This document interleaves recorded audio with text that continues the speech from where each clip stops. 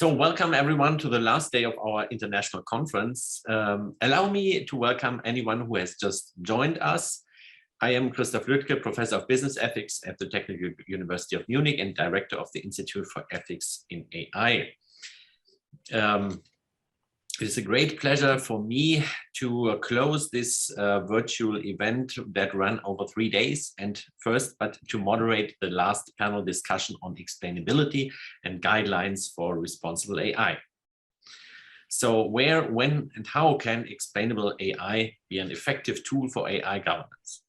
We will discuss questions like these here in the panel. So let me first introduce our distinguished panelists in alphabetical order. First, we have Danilo Doneda. He is a lawyer and professor at IDP. He's advisor to the Brazilian Internet Steering Committee and member of the advisory boards of the United Nations Global Pulse Privacy Group, the project Children and Consumption and Open Knowledge Brazil. Amongst others, Danilo also served as general coordinator at the Ministry of Justice in Brazil. Welcome. Second, we have Ugo Pagallo. Ugo is a former lawyer, professor of jurisprudence at the Department of Law at the University of Turin, Italy, and vice president of the Italian Association of Legal Informatics. He's also member of the faculty at Georgetown's Law School Transnational Center in London, and a member of the expert group set up by the EU Commission on Liability and New Technologies Formation. Burkhard Schafer is a professor of computational legal theory at Edinburgh Law School. His main field of interest is the interaction between law, science, and computer technology. He is co-founder and director of the Scripps Center for IT and IP Law and co-founder and co-director of the Joseph Bell Center for Legal Reasoning and Forensic Statistics. And then we have Peggy Valcke. Peggy is a professor of law and technology at KU Leuven, a member of the management board of the Leuven Center for IT and IP Law, and a principal investigator in the Security and Privacy Department of IMEC. Peggy has broad experience with international and interdisciplinary research, both fundamental and applied, dealing with legal aspects of IT and media innovation. So welcome everyone. And I would like to also mention that Burkhard, Peggy, and Ugo have been with me in the AI for People's scientific board and have greatly contributed over the last years to their discussions and their papers and guidelines. Today, I would like to start our discussion with some personal thoughts. Making AI systems transparent and understanding how they make decisions is crucial. But sometimes the transparency, I think, is misunderstood in this context because with AI systems, there is some inherent limit to how much you can make them transparent. That's why the criterion of explainability or explicability, as it's sometimes called, is a good substitute or next best to transparency in many ways. And there is a lot of ongoing research into explainable AI worldwide, here at TUM as well as elsewhere, that investigates these questions. And at the same time, there's also an ongoing discussion on how we can develop frameworks to enhance the explainability of AI systems that make socially significant decisions. And to this end, I remember very well, 3 years ago, presented our first guidelines for ethics of AI in the European Parliament with the AI for People group. And there we presented a synthesis of 5 ethical principles that should underlie AI development and adoption. And this expectability is probably the key principle that is special to AI and its challenges. So the need to understand and hold to account the decision-making processes of AI is critical if we want to build public trust in the technology. So, but we should probably begin this discussion with our panelists with these general yet important questions. What do we mean by explainability in AI? Why does explainability matter, and why responsible AI is needed in explainable AI systems? So first, let's start with Danilo. Danilo, the floor is yours. Thank you very much, Christopher. Thank you very much for the invitation. Thank you for the organizers. It's a pleasure to be here with Hugo, Peggy, and Burkhard. And I'll begin trying to address directly the questions. I'm basically a data protection guy.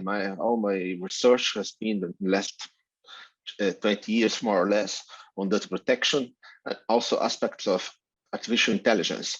And when we tackle the issue of the right of explanation, I obviously recognize that this is also a typical data protection concept, data protection tool, something which was available, introduced in data protection legislation way before we began the actual wave, the current wave of reflection on IEAI guidelines and ethical measures and concepts and frameworks.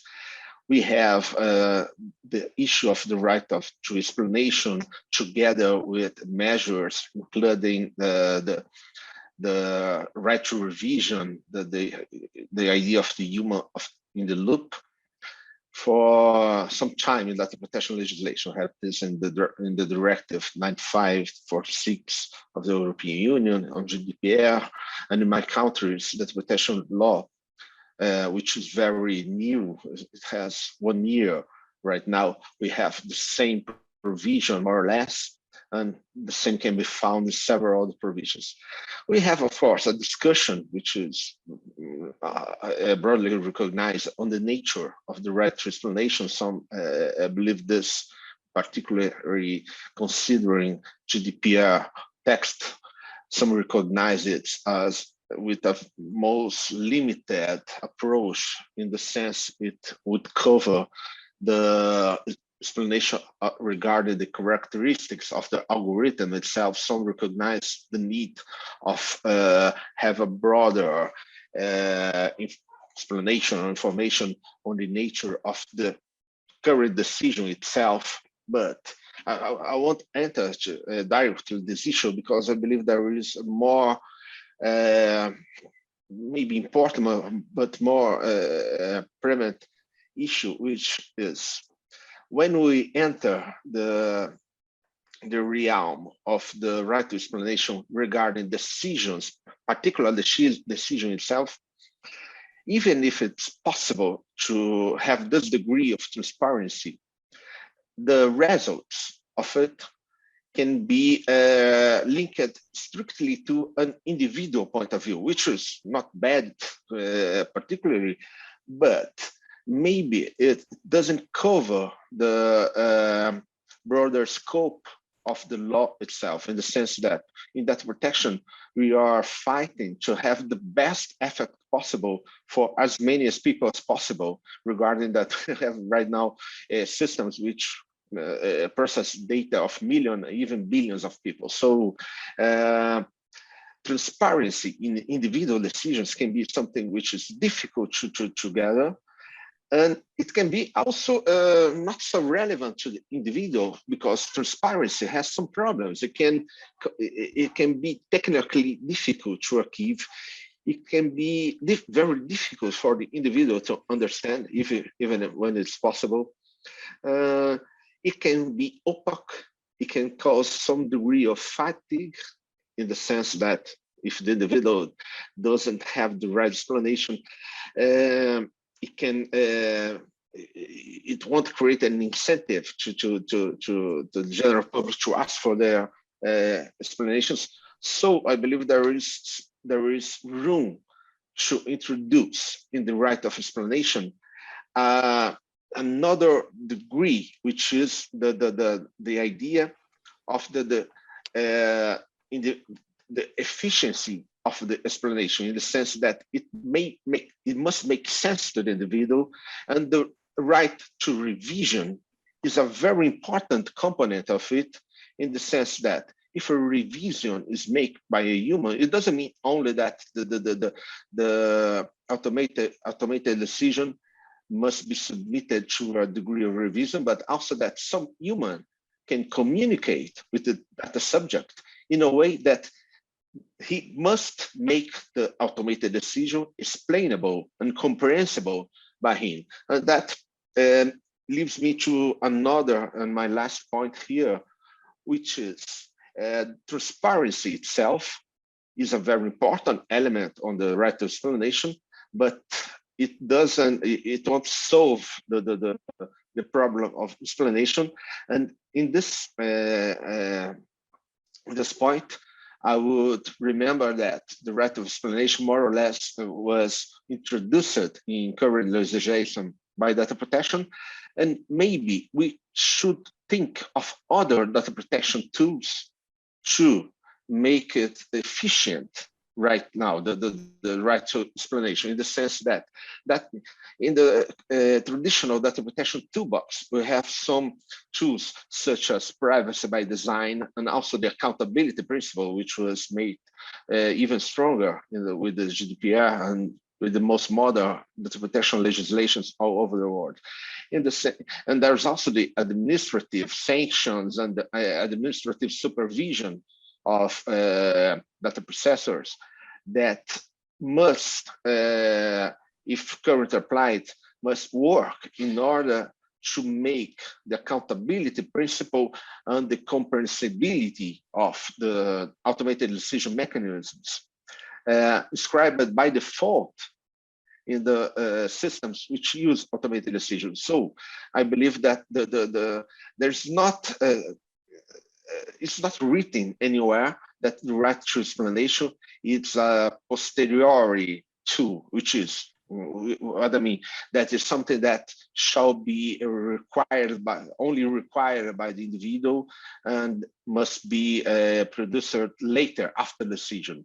Even before the automated decision is built, is projected, is designed, it must take into account that it would only be legitimate if it includes tools that can make their decisions comprehensible, not only explainable, but even, I would add comprehensible by it. Yes, that is something which is described in the several ethics guidelines we have right now, but the piece I would add to the situation is that we have already in data protection legislation tools which can make efficient and concrete those principles and those approaches even before those frameworks would be put into use. And that is my first view on the issue. Christopher, thank you very much for the time.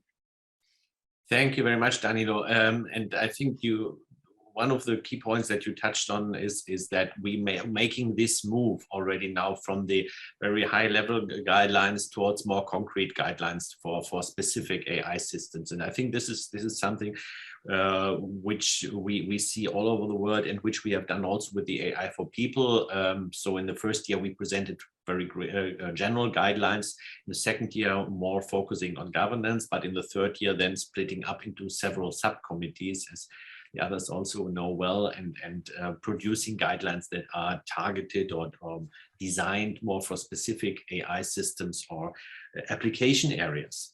So with that, I would like to hand over to Ugo, and who was actually the chairperson of our second round in the AI for People. And Ugo, please let us hear your thoughts on the matter. Thank you, Christoph, and hello again to everybody. I would like to dwell on standards and the power of legal standards concerning matters of explainability. And to stress this point, let me focus on 5 different points here. First one, when we are discussing matters of explainability, explicability, and the like, of course, there are several approaches to the notion and the corresponding problems.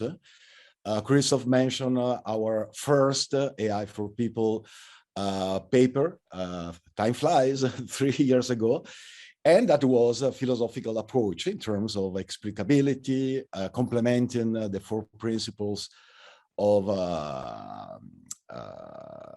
bioethics and the like. Of course, we could talk about explainability according to the viewpoint of computer scientists, mathematicians, and the like. But here, let us focus, second point, on the legal part of this story.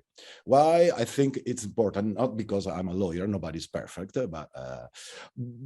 but simply because most of the discussion, as Danilo properly stressed before, started with Article 22 of the GDPR. And the discussion 5 years ago, whether there is only an ex-ante explanation, that was the viewpoint of the Oxford guys, Luciano Floridi, Sandra Wachter, and their like. And those, including myself, stressing that, hey guys, there is not only an ex-ante explanation, there must be an ex-post explanation. By the way, the latter was the position after my article, independently, stressed by Article 29 Working Party, and then the European Data Protection Board. So officially speaking, in terms of soft law, the ex-post explanation has prevailed, so to speak, so far in EU law. But my third point, from a legal viewpoint, we shouldn't forget the legal mechanisms of the burdens of proof. Who has to explain what? And I don't want to say that just to say, well, this is not a point. But in a nutshell, if you have to explain something, it's up to you to explain according to the law, because you are a data controller, if we are talking about a data protection law. But as Danilo mentioned, this problem, I mean, the duty to explain concerns, of course, administrative law. We already have case law in Italy, according to which judges has ordered the public administration to explain why they decided something in a certain way. Or labor law. We already have a case law in Italy concerning this duty to explain in labor law. Well, in a nutshell, if you have to explain something and you can't because of the black box, or you don't want to, well, you simply lose the case. So from a legal viewpoint, in many cases, where's the problem? But here's the problem, my fourth point. What should we explain? 4 or 5 years ago, when the GDPR was presented, it was 2016. So in 2017, when we started discussing what kind of explanation was set up, a right to explanation was set up by the GDPR, well, my proposal was that, what should we explain? Well, the individual people, generally speaking, should get all the information they need to protect their interests and rights. But of course, the devil is in the legal detail. And my last point is the following one. We are still in terra incognita concerning this crucial point, namely, okay, the right to explanation means individuals should receive information they needed to protect their rights and interests. But still, most of the time, this approach is still vague. And that's the reason why I think standards play a crucial role here. And when I'm talking about standards, I'm referring to both legal standards and technological standards. And whereas in the legal domain, notwithstanding some case law I previously mentioned, there is still a debate about what kind of information individuals should receive and the like. On the other hand, is still another open issue what kind of technological standards should be developed in order to meet what is mandatory according to the law. And here's my last point. Talking about standards is very telling what the AI Act, the proposal of the European Commission on a new Artificial Intelligence Act presented on May 21st this year, well, has set up, or at least that's the proposal. As you know, we have at least 3 articles which play a particular role here. The first one, of course, Article 40 on harmonized standards. But actually, we don't have harmonized standards concerning, I mean, both legal and technological standards concerning Article 40. Then we have Article 41 of the proposal, which is even more relevant. That is, in a nutshell, what the Commission is saying is, hi guys, if we don't have harmonized standards, well, we may impose top-down standards. And well, most of the time is, cases in which standard has been established in a top-down way, well, I think that the fingers of my left hand are enough. That is, it's going to be very interesting. First, whether this is going to be the final text of Article 41, and if so, how this top-down approach will work in practice. The third article of the proposal, which I think plays a crucial role here, is Article 12, namely on new duties for logs records keeping. Don't forget, in the legal domain, as I told you, the burden of proof plays a crucial role for obvious procedural reasons. And in this case, the Commission followed the advice of its own high-level expert group on matters of legal responsibility. Christoph mentioned that I was part of this group, and the Commission followed our advice, imposing in the proposal this new set of duties on record keeping, Article 12. So in a nutshell, I think that the crucial issue here is what Christoph has been doing over the past year. That is working according to an interdisciplinary approach with people from computer science, in the engineering sector, philosophy, the legal domain, and so on, to develop these legal and technological standards. In other words, what we should aim at has to do with those harmonized standards mentioned by Article 40 of the AI Act. That will require time. The Commission, so to speak, menaces if that time is going to be a long time, well, they maybe will try to impose standards, including standards for matters of AI transparency and explicability. I think this latter approach will face a number of problems. So that I hope in the meanwhile we'll be good enough to develop the harmonized standards of Article 40. And I think that's all for the moment. Christoph, thank you. Thank you, Ugo. And if I may pick this one aspect that you mentioned, I think this is important to see, well, this cooperation between technology and non-technological aspects, and then focusing on the standardization, because that's where many of the details will now be be fixed or determined.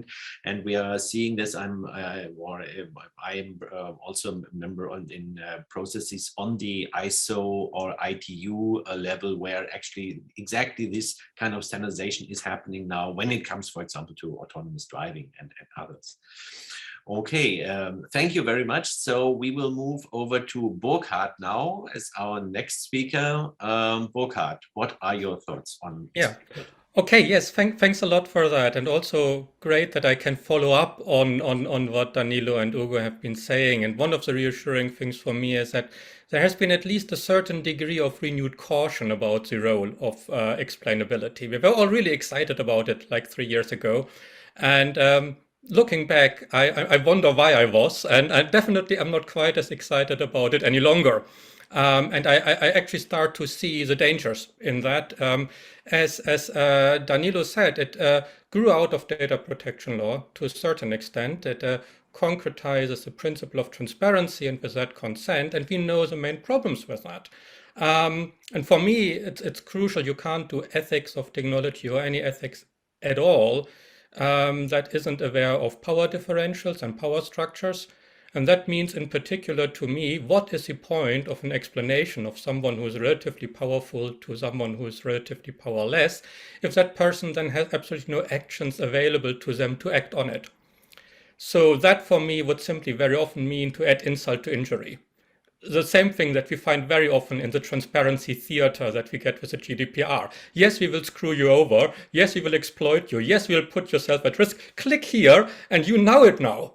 You know that you will be in deep trouble, but it is no your choice, caveat emptor, buyer beware.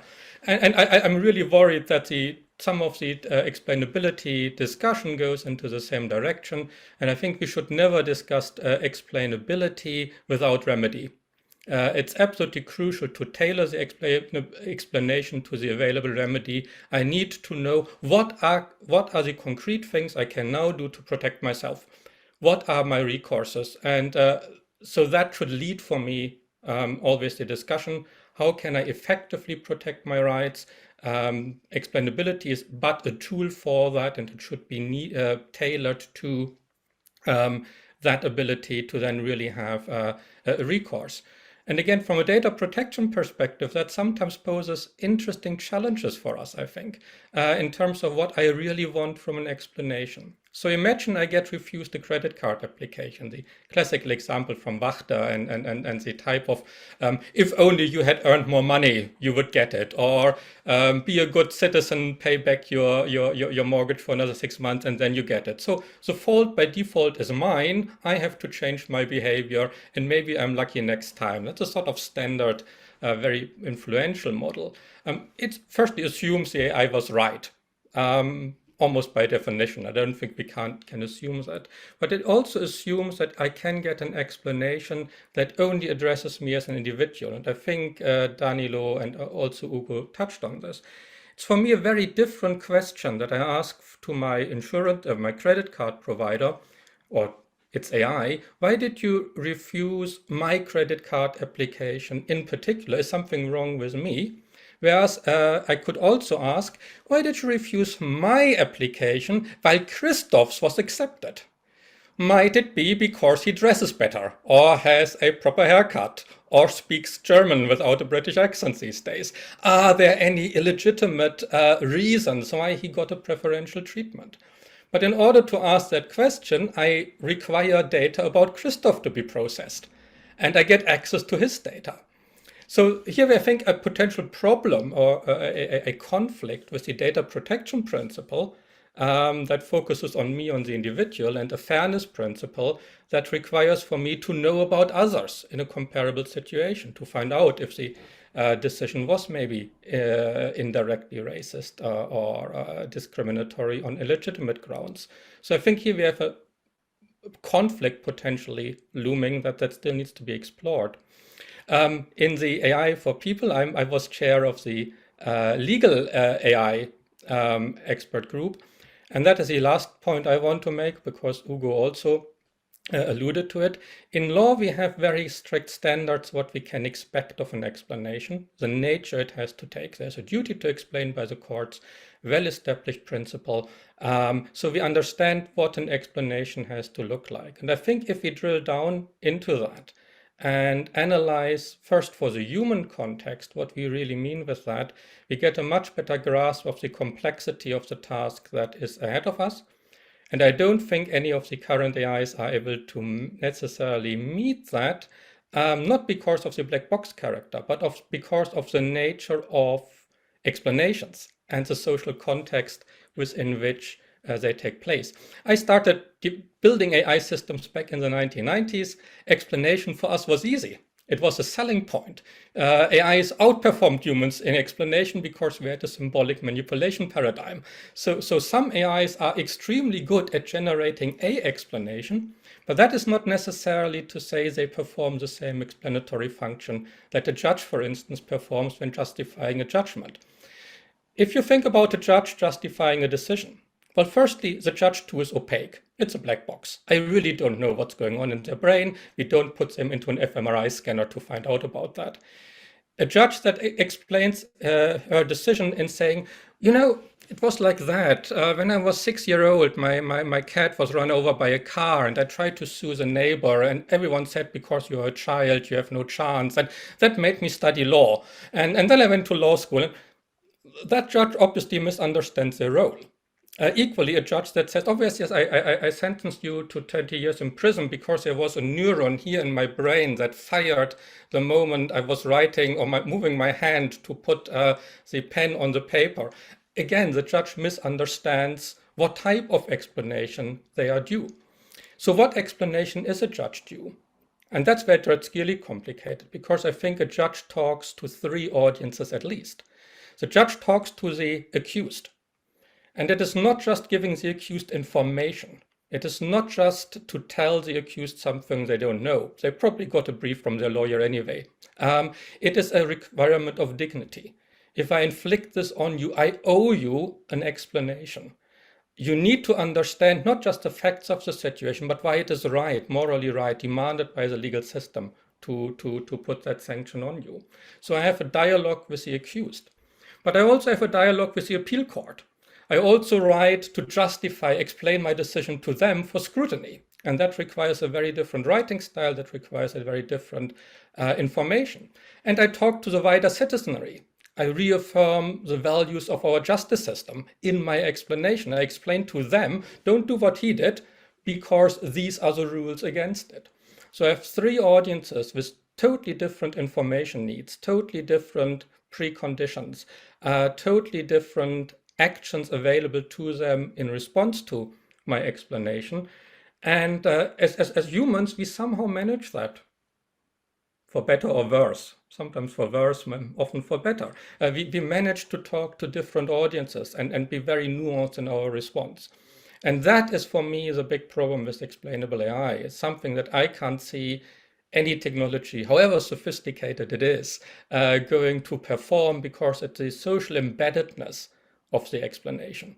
When I explain to the accused, to the citizen, something in court that establishes a relation between them and me, that can't be simply replicated by however transparent that decision maker is. So I think we need to think very, very carefully of what the norms are that we expect of a good human decision maker before we even can start to think about what appropriate explainable AI is. Final point, ideally the explanation of the AI is generated by an AI. And I do think we have potentially here at least a infinite regress. How do I know that from all the possible explanations that the AI could have given me, the one that it has given me is the right one? What was the algorithm that made it decide to frame the explanation exactly in the way that it did? So that's for me, I think, another principal problem with the notion of AI transparency, that it simply pushes the bug, so to speak, one abstraction level higher, but on that level raises exactly the same questions. So that's been me in 10 minutes, as requested. Thank you very much, Burkhard. And I think those are very valid points that you make. And maybe just one remark which we could maybe we should discuss in a later round after this one, also a bit about the EU AI draft, because I think this is of great interest to many, and as I see so many people with legal background here, yeah, which I do not have. So maybe we can discuss this later. But first, of course, we have Peggy with us. Peggy, are you here? Yes. So you have the floor now. Well, I hope I'm still in the meeting. So good morning, everyone. It's lovely to be here, even though it would have been nicer if we would have been able to gather in Munich. But yeah, things are what they are. So I would like to put some more thoughts on the table for our discussion based on the experience I had as the vice chair of KHI, the ad hoc committee on artificial intelligence of the Council of Europe, which held its last plenary meeting last week. And so we finalized the final deliverable, the so-called ingredients list, as we call it, with recommendations to the Committee of Ministers. So the text will actually today be sent to the Committee of Ministers with our recommendations to what elements a legal framework at the level of the Council of Europe should consist of. On the one hand, we recommend to adopt a transversal binding instrument, so a convention with a number of elements. And the text also contains some recommendations for more sectoral, non-binding instruments. That's one experience I'd like to draw from. Another experience is two papers that I've co-authored recently with Dr. Wim de Mulder of the Universities of Leuven and Ghent, who has a double background. He's both trained in mathematics and in law. And one of the papers, The Need for a Numeric Measure of Explainability, will be presented at the IEEE Big Data conference next week, unfortunately also online and not in Florida. And the second paper on explainable black box models is submitted for a journal. But if people are interested, then I can already send the draft version. So I would like to structure my thoughts around 3 items, and that is also to endorse what has been said already. First of all, the role of explainability, or the importance of it as a principle. Second, indeed, the misunderstandings that exist around the notion. And then 3, the argument we also put forward in the paper with Wim is the need for a numeric measure of explainability. Now, first about the principle of explainability. It has come to the fore in a lot of ethics guidelines on artificial intelligence. Why do we feel the need to mention it in the ethics guidelines, and now also more and more in legislation relating to AI?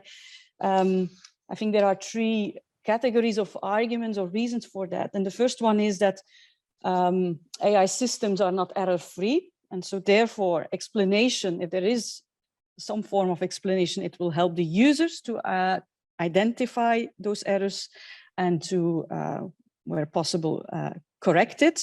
Second reason is that black box models may produce unfair outcomes. And third set of reasons is the lack of explanatory power may result in machine learning models being inferior to human experts. And this is what Burkhard already explained so well, that human judgment does differ from machine judgment. And even though machines can beat us in many ways, the question is if they will ever be able to provide the explanation that, at least in certain contexts, especially legal contexts, are required from us humans under human rights law, constitutional law.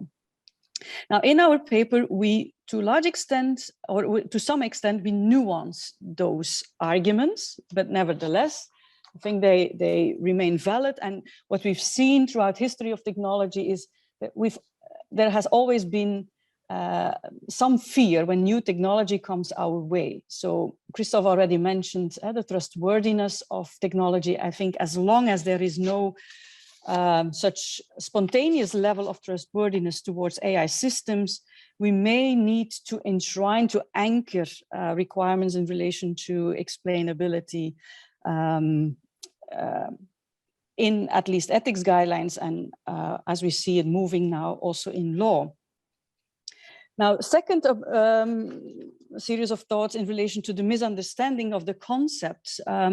When we studied the ethics guidelines to base the work of Kahai on that, we came across various notions: explainability, explicability, transparency, interpretability. So they all had slightly different meanings. There have been attempts to define those notions. Let me give you one example. Researchers have tried to define interpretability as describing the fact that the model is understandable by its nature, and contrasting that with explainability as being the capacity of a black box model to be explained using external resources.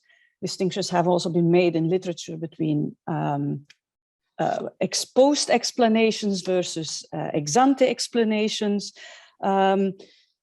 But there are also researchers who think it will be impossible to define it and simply say, you know, if a system is explainable when you see it. So like the truth is in the eyes of the beholder, we may start to think that defining it, and especially in a legal context might be impossible. Look at the proposed AI Act. There the term explainability is not used, but it's transparency. So the system should be sufficiently transparent, Article 13 stipulates, to enable users to interpret the system's output and use it appropriately. So I think we're not there yet. When it comes to knowing what exactly we mean when we want to impose explainability requirements on AI systems. It was mentioned by Ugo, that computer scientists see this differently than lawyers. And a second point we really need to clarify is in which context do we want to apply it? To which systems do we want to make it applicable? I assume that especially in a context of automated decision-making, this can be really relevant, because there you need to be able to challenge a decision. And this ties back to what has been said about, we cannot discuss transparency without discussing also the remedy. Intuitively, this is about we don't want people to be confronted with the situation where computer says no, and there's nothing you can do about it. So in those situations, yes, legal requirements on explainability will be necessary, but then what? What does it mean? And when can we hold developers of AI systems liable for not providing sufficient explanation? Now, in order to move that debate forward, there are indeed very important developments with regard to standardization. But in the paper with Wim, what we argue is, let's try to bridge mathematics and law and try to come up with a numeric measure of explainability. This would be somehow allow an objective comparison of machine learning models that are explainable to varying degrees, and even to compare the explanation of a model, an algorithmic model, with an explanation that humans can provide. Because we need to be realistic. If we humans, we understand the difference. When we hear the word cut and cat, we understand the difference, but we cannot explain why there is a difference. And so we need to be careful that we do not impose measures on AI systems that are unrealistic to attain. So with such a numeric measure, it would be comparable to, for instance, let's assume that in a situation, citizens are required to drive slowly in a certain street, but we do not impose any specific speed limit. So with such a numeric measure, mathematical functions for explainability, it would be like we have in reality. We determine the speed limit, saying it's 55 kilometers an hour. Could have been 60, because that might also have still resulted in a safe situation, but someone determined, the legislator determined it should be 55. So if we are able to construct such a mathematical functions, then an authoritative body could determine, well, if you comply with that standard, it can be considered as in line with the law. Now, I'm not able to explain all the formula in the paper we drafted. That is Wim's job, but it opens the door towards, I think, a new area of research in which we really try to bridge mathematics, law, and actually also underlying philosophical considerations around the notion of philosophy. And our paper also ends with a quote by Will Durand: "Every science begins as philosophy and ends as art." So let's take it from there, Christophe, and see where the debate ends. Thank you. Thank you very much, Peggy. I think this very much sums up a number of the issues that we have been talking about. And well, now I would like to give you all the chance to jump in or comment maybe on some of the things that have been said by others, either comment or criticize or ask something to so all the panelists. Would like anyone who would like to go first?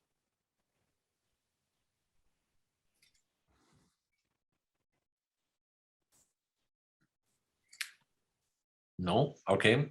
Or yes, Hugo. Two things. First, I see that Leon Kester is ready for a question. And the second point, very quickly, when we are talking about explainability, of course, we should pay attention to the algorithm we are dealing with. But mind, we should focus on data as well. Because most of the time when we refer to this issue, we are attracted by the logic of the algorithm, whereas for obvious reasons, attention should be drawn to the data, and that's another black hole in current EU law.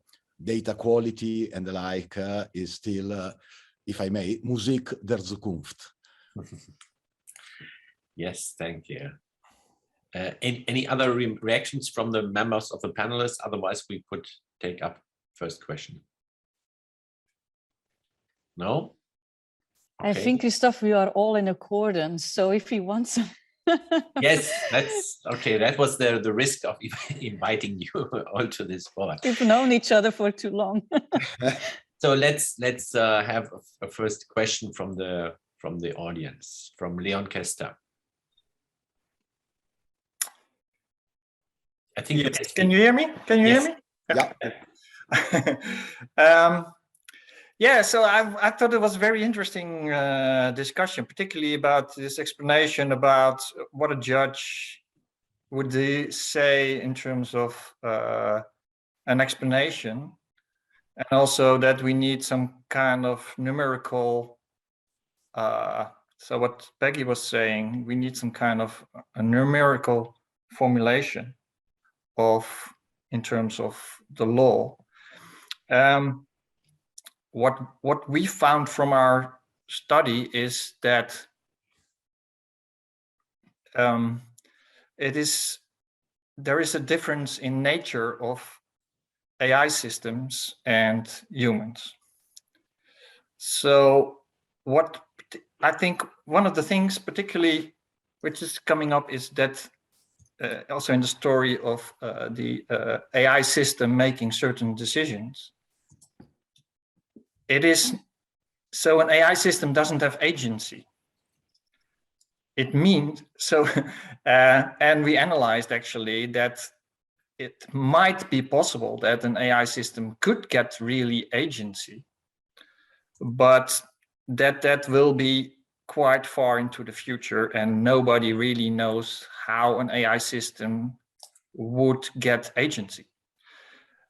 So it is finally always a human who determines in one way or the other what the behavior and the decision making of an AI system actually is.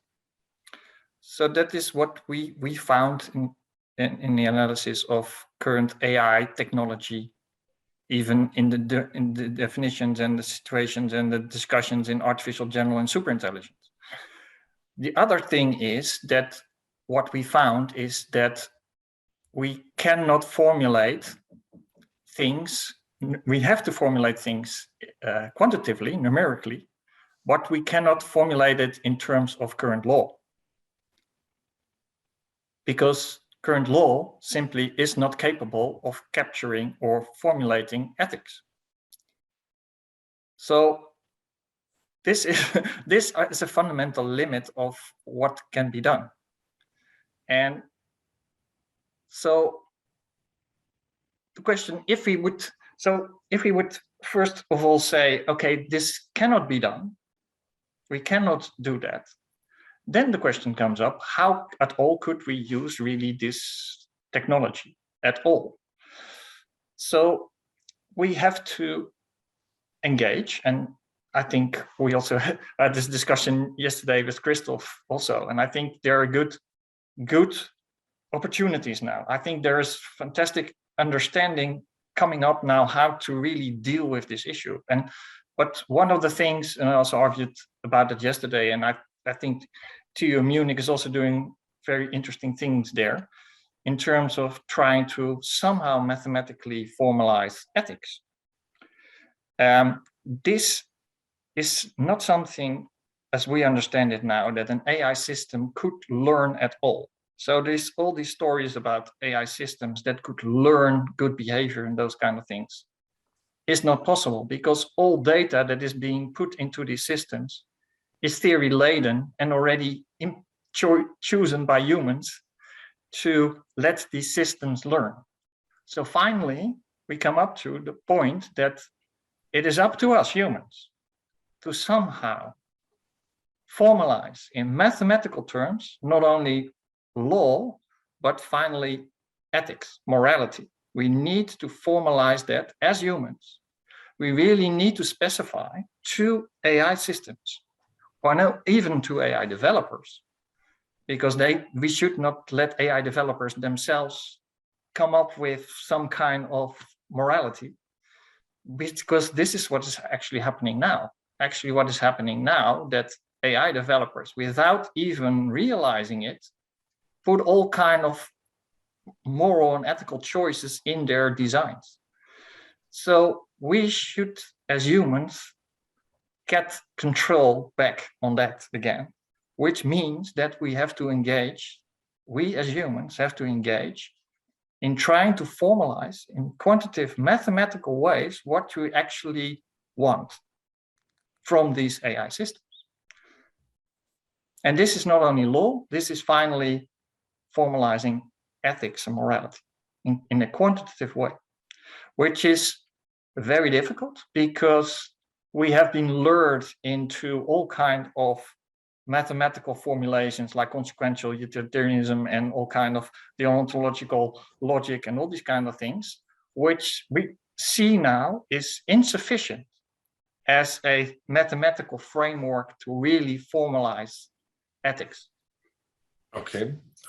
Well, thank you. Who wants to take that on? Burkhard? Or anyone else? Tough one. I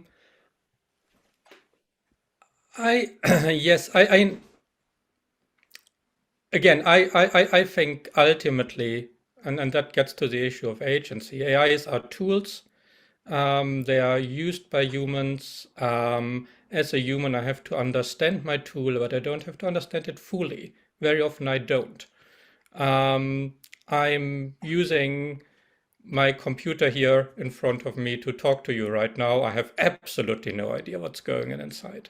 But I do accept the responsibility that if this were a court hearing and we had a trial, and I'm using a computer on which my daughter, I think it was, has put a Zoom mask, and suddenly I'm in the middle of a trial and I look like a cat for everyone, that was a gross professional misconduct on my side. So I sometimes can choose tools whose working I do not completely understand if I understand it sufficiently to know where my responsibilities are. So that would be partly for me the agency answer. Again, we need to evaluate these systems in their social context.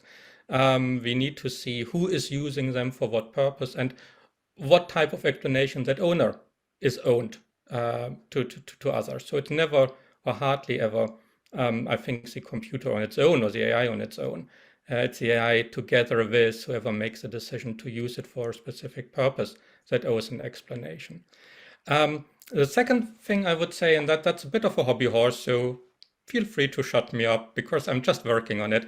But if you followed the discussion in recent days and weeks, there was a big question mark over whether AIs can be inventors for the purpose of patent law. Australia and UK deciding exactly opposite directions on the same application. And one of the things that struck me, and the paper we are working on with the IPO, is in order to be an inventor, it's not just enough to come up with a good idea. In order to be named as an inventor on a patent, you can be cross-examined in court. If the patent is challenged, you might have to explain how you did it, when you did it, why you did it the way you did. And that can, for instance, resolve authorship questions, priority questions. So here we have a very, very different type of explanation. An explanation on how was it that I was creative. And that, I think, goes back to what Peggy also was saying. We sometimes don't know why we heard can or Q, or why we heard the difference, especially in the field of creativity, almost by definition. We are not able to give a full account, because if we could give a full account, then it wouldn't be innovative. So again, as humans, we face a significant spectrum of ambiguity when it comes to the term explanation. We can offer explanations that are good enough in some really, really complex environment, like how did I come up with this brilliant idea, that are sufficient for the law, even if I don't understand my own mind exactly. I was under the shower, that's all I can say.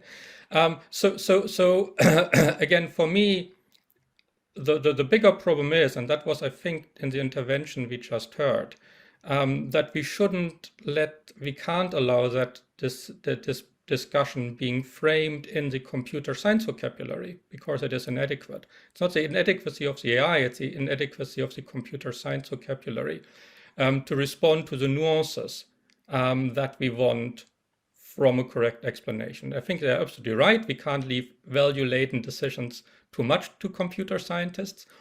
Having said that, every design decision is computer-laden, so eliminating this is simply impossible by definition, I would say. But some of them are so important for us that we want official decisions, public discourse about them. And again, that would be one of the bigger questions. How do we determine which of these are so important that we require more than best practice guidance? Okay, thank you. Peggy, you wanted to add something? Yes, thank you, Christoph. I would like to thank Leon for his intervention. If he will allow me, I would be happy to send the paper with Wim de Mulder, and I think we can continue this discussion perhaps offline. But I think what he mentioned is exactly what we also try to explain in our paper, where we also try to disentangle further notions of explainability versus, or explanation from, for instance, the performance. And we refer to a paper by Cynthia Rudin from 2019, where she very, in a compelling manner, explains that there shouldn't be a trade-off between performance of the system and the ability to produce explainable and interpretable predictions, that there is no scientific evidence for such a statement. We also explain that explanation is not the same as fairness. Fairness has to do with the outcome, but not with the explanation of the outcome. And in fairness, you can also, there you have the two dimensions. You have procedural fairness, you have substantive fairness. And in the last part of our paper, we talk about notions that come from mathematics, like completeness, consistency of an explanation. And that is something you can put actually in mathematical formula. At least we did a first attempt to go in that direction. And it's only through such preciseness, indeed, that we will be able to allocate the right responsibilities, I think. So especially if if you impose legal liabilities, you have to be very precise. And that's the beauty of mathematics, in my view. Because we're not going to get there with the definitions in human language. They will be circular, they will be, yeah. Thank you. Thank you. Okay, then I suggest we take up another question from the floor, which was asked in the chat. In your expert opinion as legal scholars, what would be a suitable way to effectively regulate AI ethics principles from a legal standpoint, while also making sure that such regulation does not get applied too late when the ethical issues have already arisen in society? Would soft law be enough?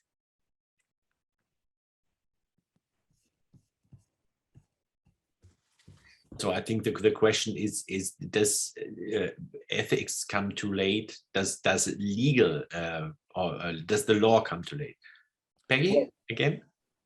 A very quick, brief Okay. answer is, sorry, Ugo? No. This is explained very well in a paper by Paul Nemitz of a couple of years ago. You need this phase of reflection on ethics, because that makes the thoughts more mature on what the requirements are that we then put in the law. So I think we've seen in the last 2-3 years that we're moving from the moral compass for AI systems that we've laid down in all kinds of ethics guidelines to binding law. There's the EU initiative, there is the Council of Europe's initiative, there are national initiatives. So I think that the question, should we put down certain things in law? Yes. Does the law come too late? No, because you need this process of maturation of thoughts, and that's where the ethics guidelines have helped us enormously. So this is a normal process. You should not be premature with imposing legal requirements. Okay, Ugo. And if I may add, when we are thinking about legal regulation of AI, don't forget that the top-down approach is only a part of the story. And here we are back to the second AI for People document, namely 2 years ago. That is, law needs flexibility when dealing with technological innovation. And that's why, in addition to top-down approaches, think about the bans of the AI Act, Article 6 and the like, new obligations. We also have a number of co-regulatory options and forms of legal experimentalism. I like to joke saying, if you think that the difference between an expert in biology and a lawyer is that only the first guys have labs, that's pretty wrong. We have legal labs.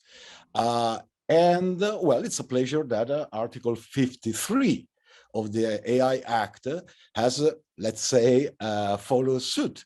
That is, we suggested this approach, let's dub it as legal experimentalism. Now we have an article on sandboxes for the development of AI. So in a nutshell, when we are thinking about the law, never forget that the law is not only a top-down approach hinging on the menace, threat of pecuniary or physical sanction. There are several examples of how lawmakers all around the world have endorsed this co-regulatory approach in which soft law plays a major role in the development of standards. This is what's happening, for example, with standards for drones, in which soft law by EASA plays a major role in how to develop these standards. So the law is a much more complex domain than simple top-down approaches. Okay, we have Burkhard as well. Yeah, also because I was just typing an answer to a very similar question in the chat, and that saves me completing this. we very often hear that the law is too cumbersome, too slow, not up to speed, lagging behind. And it might be that because everyone else on this panel is a civilian lawyer, that this view becomes maybe more plausible. I would humbly disagree with that. The law is always already there and way ahead of the curve. And why? Well, consider a case gets litigated at court. Can the judge say, oh, sorry, there was no law. I can't take on this decision. I just do not reach a decision because there is no law. Go away, wait until Parliament decides. No, obviously not. That would be strict violation of the ethical principles. What do? They solve the problem from first principles. There is always a legal answer. We might not like the legal answer. We might think for all sorts of reasons it's not the best possible legal answer, and then we have to change the law. But the law is always already there, and we shouldn't forget that. And we shouldn't forget our ability to learn from the past. Go back to the 1820s and 1830s, steam engines exploding all over the place, killing 4,000 people in the US alone. It's amazing how similar the discussion is you face in parliaments at the time. They are black boxes. We don't know why they explode. No one can explain why they explode. Therefore, regulation is difficult. Very, very similar talking points. Some legal innovation, like a mandatory safety certification becoming a new tool. But again, an ability to use established principles of delict and responsibility to solve it. So don't underestimate the speed of the law. Very, very often, our courts were also way ahead of public morality. If we see ethics as a sort of empirical statement about what people feel, very, very often the courts were leading rather than lagging behind, I would say. Marital rape in Scotland was abolished by the courts, while every empirical study showed that a significant majority of the population still didn't see the problem. So don't think that ethics necessarily, at least if it's understood as what do people ethically feel, is ahead of the curve. So I want really to make here the case for us lawyers. I don't think there's a conflict between ethics and law. They simply do different things in an ideal world. We shouldn't enshrine ethics in law. If we do so, then we did ethics wrong. We enshrined something, or we encodified something that wasn't an ethical principle to start with, but a legal principle, a right, something that had to be protected. So I would say ethics starts when we are already complying, when we are already protecting all the relevant rights, and we can think about excellence. What do we want to do in addition? So that would be my point. Don't underestimate the lawyers. Okay, and Danilo. Thank you, Christopher. Just a quick take after Burkhard, Peggy, and Hugo.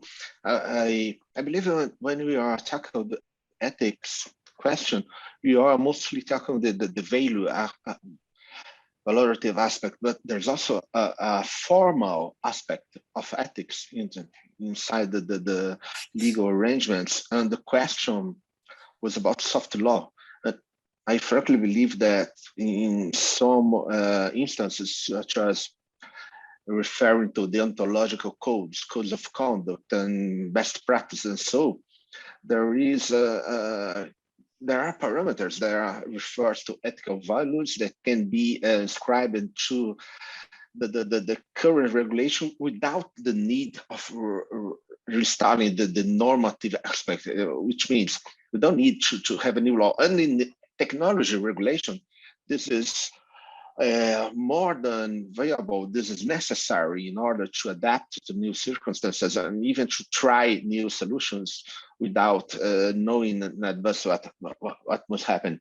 And following Burkhard, yes, the law already exists always. And I believe that even Ugo Pagallo in his first speech mentioned the Italian case law, where you can see that maybe one of the most substantial applications by high courts of existing law on new matters regarding automated decision. I believe that he mentioned the Deliveroo case and also the Cassation case, where some substantial cases were decided in terms of already existing law and with substantial effects. Thank you. We have another question from the floor.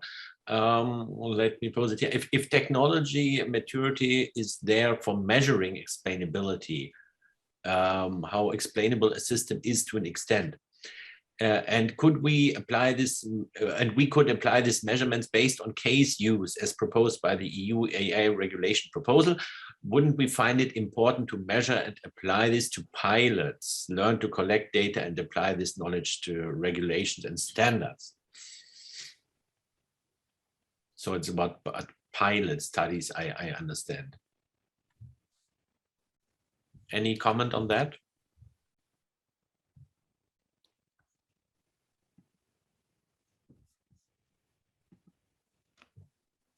Or examples, maybe?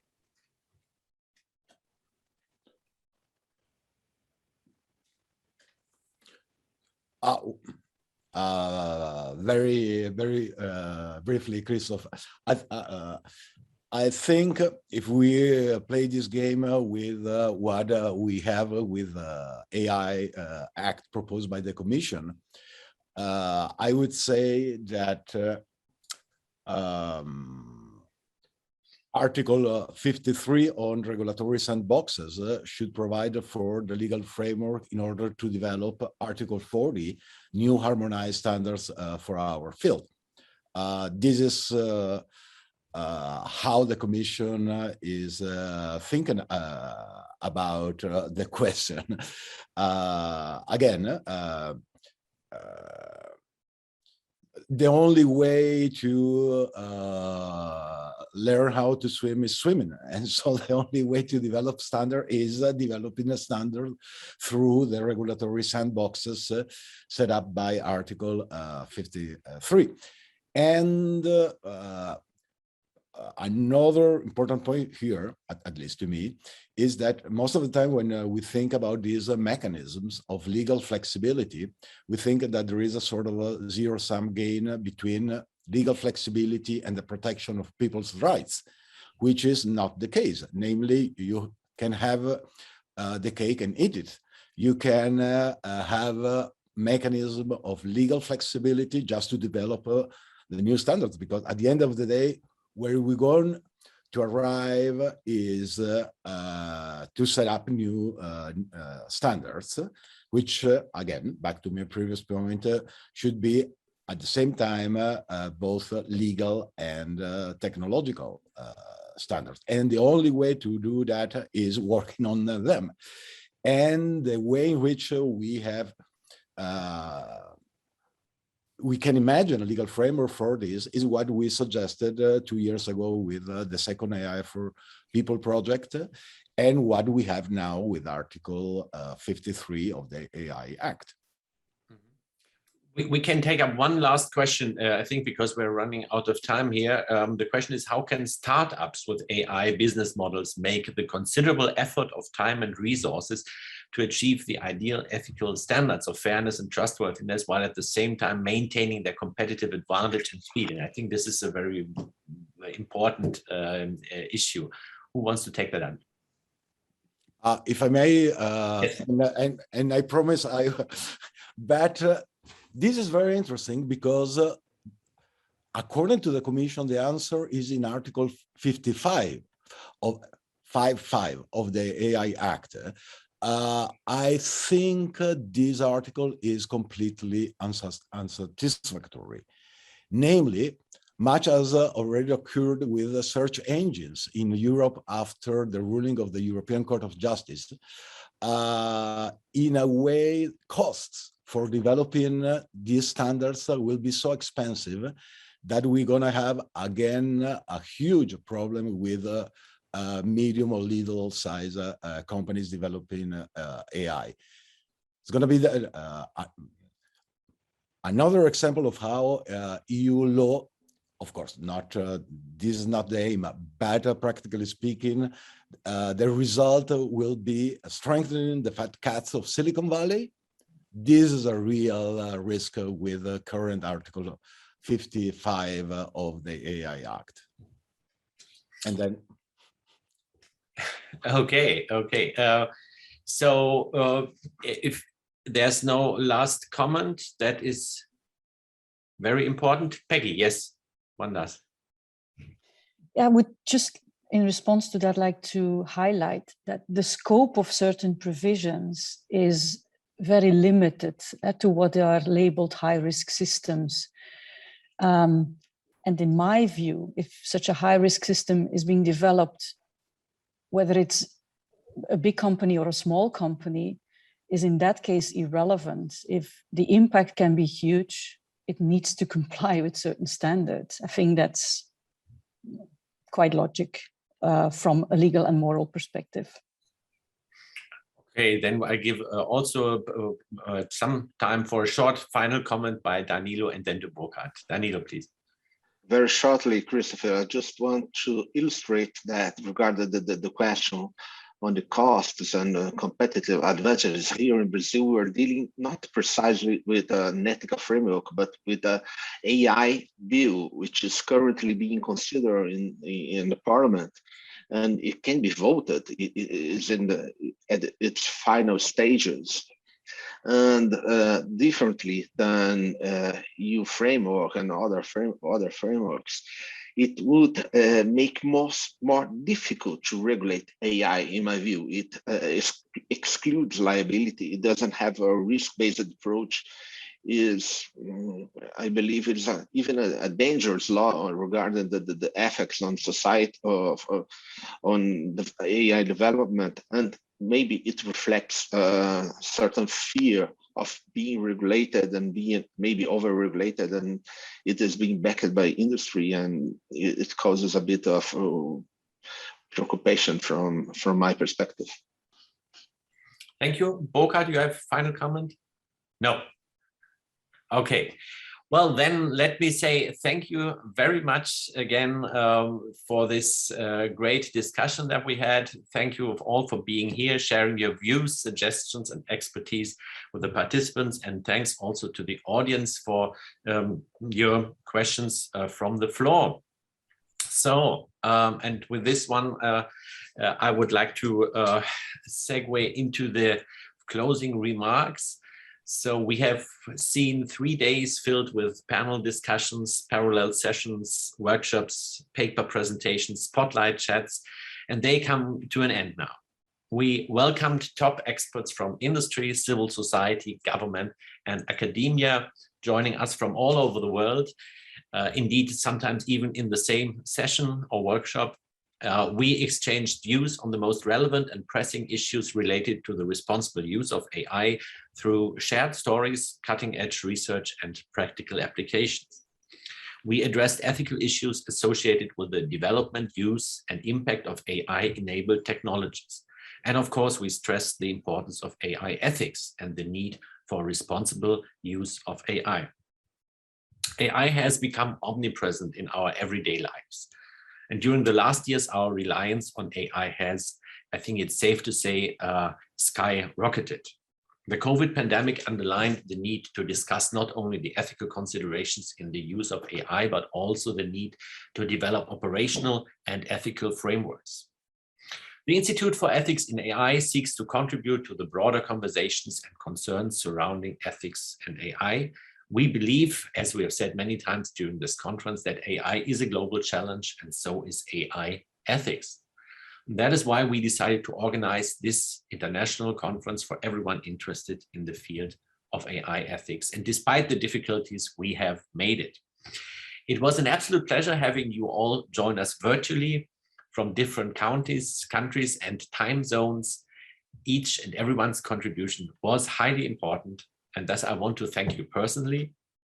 I also want to thank our supporters, Huawei, IBM, and Meta, our Congress team, Interplan, and of course, my fantastic team here for making this happen. Let me mention in particular our Managing Director, Caitlin Corrigan, and Christina Damon, Manuela Fuchs, Anastasia Arizzi, Franziska Postler, Uxan Bock, Ellen Homa, Katharina Fontes, Raphael Max, Marianne Theils-Ziegler, Tamara Patetzke, Alexander Kriwitz, Anna Hunkenschröer, Laura Lütge, and Emanuel Klein. The rampant growth of AI and other intelligent technologies make ethics more than a philosophical question. It makes AI ethics a must and not a good to have or nice to have, because as I like to say, AI cannot fly without ethics. So please visit our website, subscribe to our newsletter, and follow the IEAI on LinkedIn and Twitter. This is the best way to stay updated with our news. We will soon announce via social media and email a call for papers for a special journal issue related to the conference in the coming weeks. So you have one more reason to stay in touch. And one final remark, we are already planning an AI and AI ethics related conference for 2023 in collaboration, among others, with the European Business Ethics Network, whose president, Jacob Rentoff, is actually also with us today. This conference might take place not in Munich, but elsewhere. I'm confident that it will take place in person, but that is where we are currently in talks. So stay tuned to the IEAI for more information. Goodbye. Thank you all for joining us, and until next time.